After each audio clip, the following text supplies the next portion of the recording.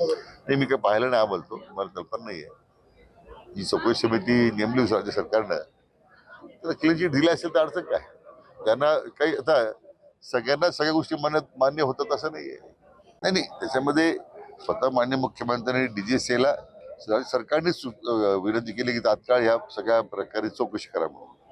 आता मला वाटतं प्राथमिक फाइंडिंग काय आल्या त्याच्यावर आपण काही मत व्यक्त करण्यापेक्षा आता ब्लॅक बॉक्स रिकवर झालेला आहे, त्याच्यात काय रेकॉर्डिंग आलेलं आहे, कारण लास्ट मिनिट जो दोन्ही पायलट मधलं जे संभाषण आहे किंवा त्यांचं किंवा एटीसी झालं संभाषण आहे ते रेकॉर्ड होत असतं.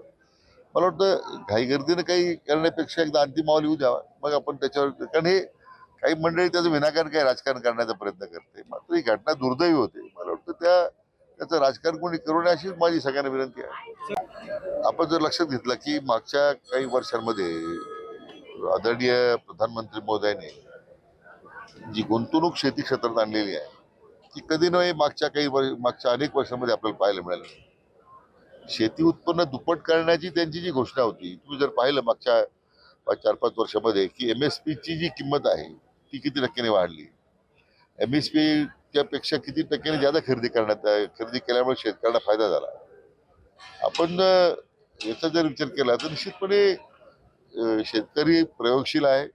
नवीन नवीन संशोधन आत्मसात करण्याची त्यांची शेतकऱ्याची आमच्या क्षमता आहे. हे जे कृषी पर्व आहे हे त्या दृष्टीने जे पाऊल उचललेलं आहे, मला वाटतं आणखीन शेती क्षेत्रातल्या आधुनिक तंत्रज्ञानाची ओळख आमच्या शेतकरी बांधवांना होईल याचा मला पूर्ण विश्वास आहे.